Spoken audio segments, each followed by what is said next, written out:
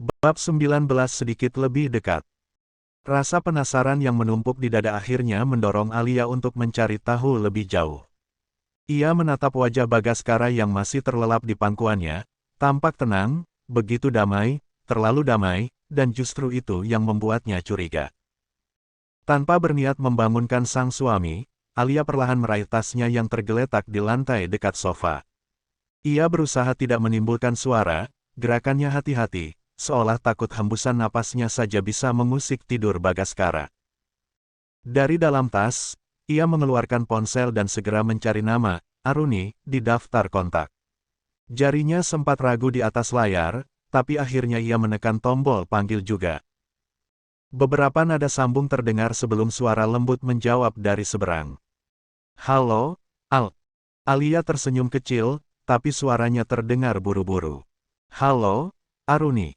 Maaf ganggu ya. Kamu lagi sama suamimu, enggak?" Pertanyaan itu membuat Aruni terdiam sebentar, kemudian menjawab dengan nada ringan, "Iya, dia di sebelahku." "Kenapa, Al?" Alia langsung tegak duduk, harapannya naik. "Kalau begitu, bisa tanya Rajendra sebentar. Aku cuma mau tahu sesuatu penting." Dari seberang, terdengar suara samar Rajendra yang tampak menanyakan sesuatu pada istrinya. Lalu suara pria itu sendiri muncul.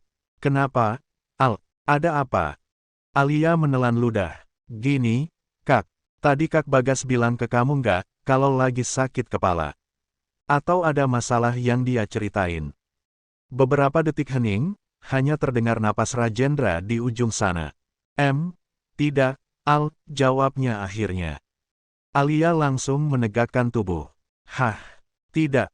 Iya. Terakhir aku bicara sama dia tadi pagi, dia terdengar baik-baik saja. Tidak mengeluh apa-apa." Alia mengerutkan kening. "Tadi pagi?" "Iya," sambung Rajendra. "Dia malah sempat bercanda soal proyek baru yang katanya hampir selesai. Tidak terdengar seperti orang yang sedang sakit kepala." "Oh, begitu." Alia berusaha menutupi nada kecewanya, lalu menutup panggilan dengan ucapan sopan. "Baik, Kak, makasih ya. Maaf ganggu." Begitu sambungan berakhir, ia menghela napas panjang. Tidak ada jawaban yang bisa menenangkan hatinya. Kalau Rajendra tidak tahu apa-apa, berarti kemungkinan besar Bagaskara memang tidak sedang sakit kepala seperti yang ia katakan. Mungkin dia cuma ingin diam. Atau memang sedang menutupi sesuatu. Alia menatap wajah pria itu lagi, Bagaskara tampak tertidur pulas, napasnya tenang, alisnya sedikit berkerut. Sakit kepala macam apa yang membuat seseorang memeluk begitu erat batinnya? Tapi di sisi lain, melihat sosok itu terlelap di pangkuannya, semua rasa curiga dan kesal seketika luluh. Ia mengembuskan napas perlahan, lalu kembali membelai rambut Bagaskara. "Ya sudah, mungkin benar-benar pusing. Atau stres karena kerjaan," gumamnya. "Dia kan pemimpin perusahaan. Wajar kalau banyak pikiran." Untuk mengalihkan pikirannya sendiri, Alia membuka media sosial di ponsel. Ia menggulir layar tanpa tujuan, melihat video lucu, membaca komentar receh, mencoba menghibur diri. Sesekali ia melirik ke bawah, memastikan Bagaskara masih tidur dengan nyaman. Ia tidak bergerak, bahkan untuk mengganti pangkuannya dengan bantal pun tidak tega. "Sesayang itu aku sama kamu, Kak," pikirnya sembari menatap wajah Bagaskara dengan senyum kecil yang tidak bisa disembunyikan. Beberapa waktu berlalu sebelum akhirnya pria itu menggeliat pelan, matanya terbuka setengah. Ia tampak kebingungan sejenak, seperti berusaha mengingat di mana dirinya berada. Alia yang sejak tadi memperhatikannya langsung menegakkan tubuh. "Gimana? Masih pusing?" Bagaskara menguap kecil, mengusap wajahnya sambil mengerjap. "Jam berapa sekarang?" "Sudah malam, iya." Alia tersenyum lembut. Sudah malam. Kenapa tidak membangunkanku?" Tanyanya dengan suara serak, khas nada seseorang yang baru bangun tidur. "Nggak tega," jawab Alia sambil tersenyum kecil. "Katanya sakit kepala, nanti malah makin sakit kalau aku bangunin." Sekilas, Bagaskara terdiam. Hatinya seperti disentuh sesuatu. Ucapan sederhana itu menghangatkan dadanya lebih dari yang ia kira. Seseorang peduli padanya, bukan karena kewajiban, tapi karena kasih yang tulus. Dia bangkit perlahan, namun tubuhnya tampak sedikit oleng. Alia cepat-cepat menahan lengannya. Pelan-pelan, Kak. Jangan buru-buru. Iya, sahutnya pelan sambil tersenyum. Alia menuntunnya sampai ke kamar utama. Sebenarnya, jam sudah menunjukkan lewat 7 malam, dan mereka bahkan belum sempat membersihkan diri apalagi makan malam. Namun, baru saja Bagaskara duduk di tepi ranjang, ekspresinya berubah. Ia menepuk dahinya, seolah baru mengingat sesuatu yang penting. Aduh, desisnya. Alia menoleh cepat. Kenapa? Bagaskara menatap jam dinding, lalu berdecak kecil. Aku baru ingat, malam ini ada janji makan dengan Pak Raka. Alia langsung membelalakkan mata. Apa? Makan malam? Iya. Suaranya terdengar menyesal. Aku benar-benar lupa. Seketika itu juga, Alia mengacak rambutnya sendiri, setengah panik. Ya ampun, harusnya bilang dari tadi. Buruan mandi, nanti telat. Bagaskara menatapnya bingung. Aku duluan. Iya, kakak duluan. Nanti aku nyusul. Namun pria itu menatapnya agak lama sebelum menjawab. Apa tidak sebaiknya? Sama-sama saja. Alia mematung, matanya membulat. Hah? Iya, maksudku. Sekalian, lanjutnya tenang, tapi sorot matanya menyimpan sesuatu yang lebih dari sekadar efisiensi waktu. Ini sudah malam. Kalau mandi sendiri-sendiri, nanti tambah terlambat. Secara tiba-tiba Bagaskara mengajak mandi bersama, sekali lagi mandi dan tentu saja hal itu membuat Alia terpaku. Matanya membulat sempurna hingga napas wanita itu tercekat dibuatnya. Dia menunduk, lagi-lagi salah tingkah dan ya, sekalipun dia mencintai Bagaskara ugal-ugalan nyatanya di titik ini dia tidak berdaya juga. Nggak usah, kakak saja duluan. Aku masih dalam keadaan kotor, ribet mandinya. Beralasan bahwa dirinya masih datang bulan, Alia menolak ajakan Bagaskara. Tentu saja batinnya tidak kuat andai harus mandi bersama sang suami. Bisa dibayangkan akan semerah apa wajahnya nanti.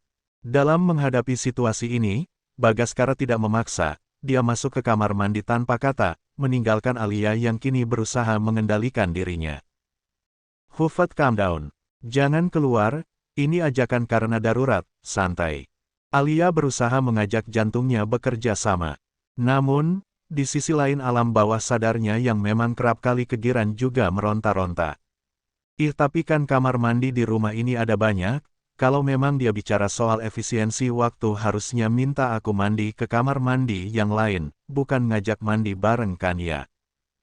Ya, dia bertanya pada diri sendiri, berdebat dengan dirinya sendiri dan berakhir senyum-senyum sendiri. Apa sih? Sekarang fokus.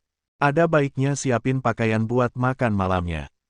Segera Alia menepis khayalan gilanya dan bergegas menyiapkan pakaian untuk mereka berdua. Meski belum mendapat perintah, tapi Alia melakukan hal sewajarnya sebagai istri saja. Untuk malam ini, dia memilih pakaian yang sekiranya sopan untuk makan malam bersama kolega. Juga sengaja Alia mencari pakaian yang senada dengan dirinya agar aura suami istri itu makin terpampang jelas di antara mereka. Tepat di saat dia selesai menyiapkan pakaiannya, Bagaskara keluar dengan penampilan yang masih menjadi favoritnya. Bertelanjang dada, hanya ada handuk melilit di pinggang dan memperlihatkan tubuh atletisnya. Sudah, Alia basa-basi, padahal sudah jelas-jelas iya.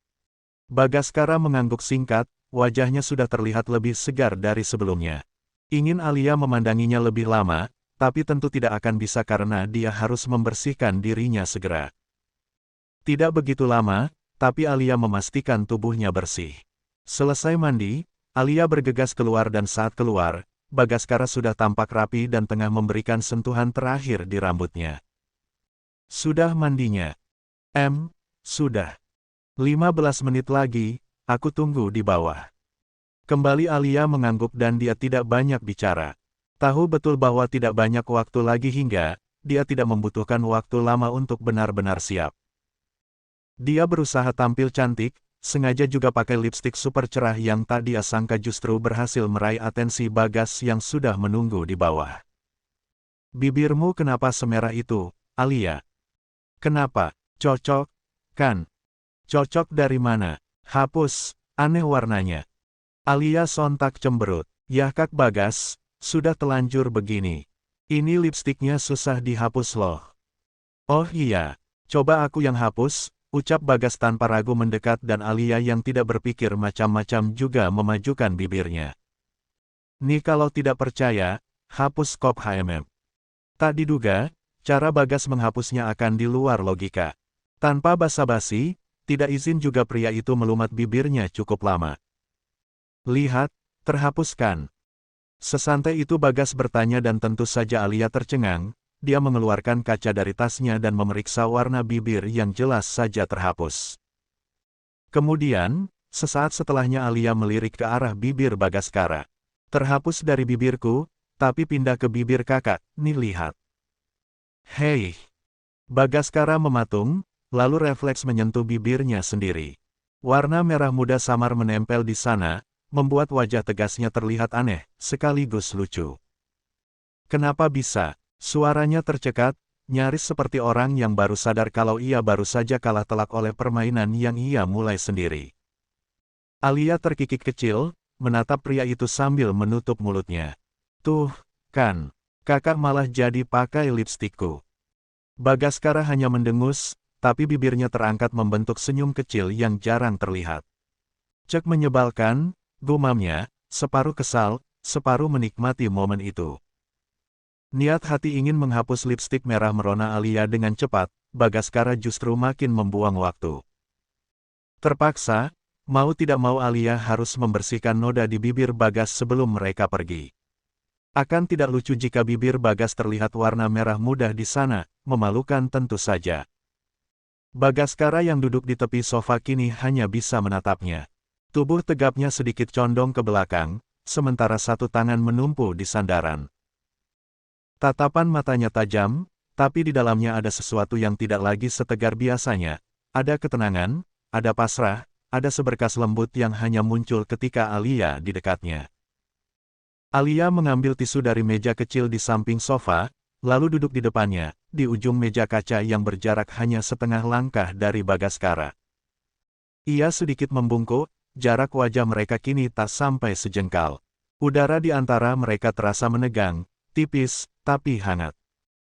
Alia bisa merasakan aroma segar sabun dari kulit Bagaskara, bercampur dengan wangi halus parfum khas pria itu, wangi yang sudah melekat di pikirannya, wangi yang bisa membuat siapapun kehilangan fokus. Dengan gerakan hati-hati, Alia menyentuhkan tisu lembut di ujung bibir Bagaskara, mengusap perlahan, berulang, memastikan tak ada noda yang tersisa. Diam, ya, sedikit lagi. Suaranya pelan, nyaris seperti bisikan, tapi cukup untuk membuat jantung keduanya berdebar tidak karuan. Bagaskara tidak menolak, hanya menatap Alia lekat-lekat dari jarak sedekat itu. Pandangan matanya menelusuri setiap detail wajah istrinya, dari bulu mata yang bergetar halus, pipi yang memerah, hingga bibir yang kini tampak lembab karena bekas ciuman mereka tadi. Alia pura-pura tidak menyadari tatapan itu, padahal seluruh tubuhnya gemetar halus. Sudah, gumam Alia pada akhirnya, menghela napas kecil begitu noda terakhir benar-benar hilang. Ia menurunkan tangannya, tapi tidak segera menjauh. Bagaskara masih menatapnya, lama dan begitu dalam dengan mata yang seolah berbicara lebih banyak dari bibirnya. Sudah, suaranya serak.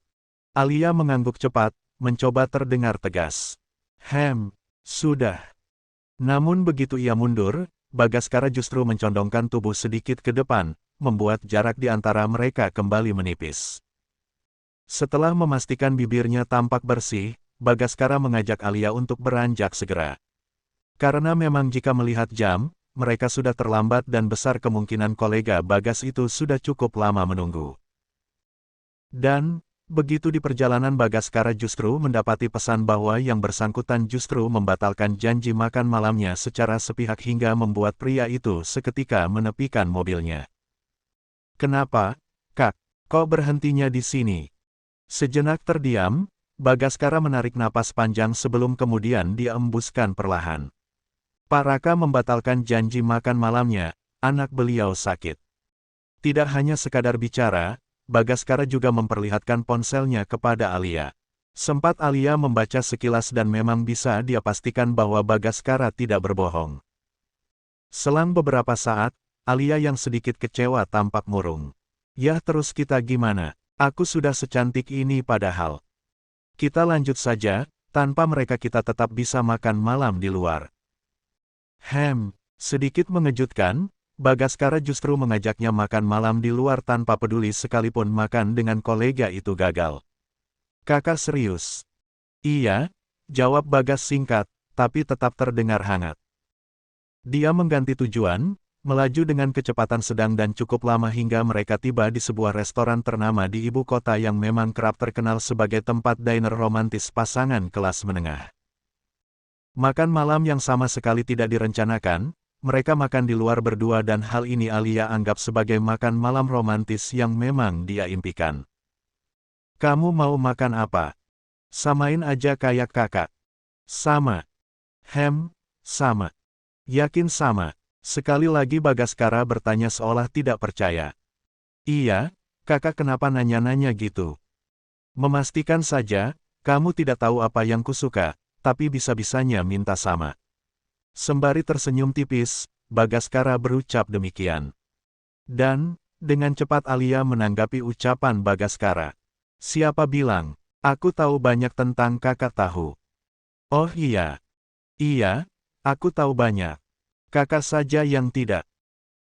Ucapan itu mengandung banyak makna, curahan hati, kejujuran, sekaligus sindiran halus yang membuat Bagaskara sempat terdiam. Karena memang benar, dulu pria itu tidak tahu banyak tentang dirinya. Tidak tahu kebiasaan kecilnya, tidak tahu apa yang ia suka, bahkan tidak tahu wajahnya yang mana sebelum mereka benar-benar dipertemukan kembali oleh keadaan. Bagaskara menatapnya lama, sudut bibirnya terangkat samar, seolah menertawakan diri sendiri. "Tidak tahu apa-apa tentangmu saat itu wajar," ucapnya pelan, nadanya rendah tapi jelas. "Tapi kalau di masa yang akan datang aku masih tidak tahu juga." "Nah, itu baru keterlaluan." Nada suara itu tidak terdengar dingin, justru hangat, hangat dengan nada penyesalan yang samar, sekaligus tekad untuk menebus semua yang dulu terlewat. Alia yang semula sedang tersenyum kecil langsung mencebik. Ucapan Bagaskara memang ada benarnya, tetapi tetap saja membuat dadanya terasa sesak aneh. Mungkin karena selama ini, dia selalu jadi pihak yang berusaha mengenali Bagaskara lebih dulu. Sementara Bagaskara dulu hanya diam di balik jarak yang ia ciptakan sendiri. Dan sekarang, Bagas kembali melanjutkan, menatap lurus ke mata Alia. "Coba katakan, kamu maunya apa? Minimal, makanan kesukaanmu." Nada kalimatnya lembut tapi penuh kesungguhan, dan Alia sadar, itu adalah sebuah bentuk perhatian kecil yang dulu mustahil keluar dari mulut Bagaskara. Sungguh, progres yang sangat signifikan. Alia tersenyum dalam hati, menyadari bahwa pria di hadapannya kini mulai membuka ruang, mulai berusaha mengenal dirinya dengan cara yang lebih tulus. "Makanan kesukaan," ulangnya pelan, pura-pura berpikir keras.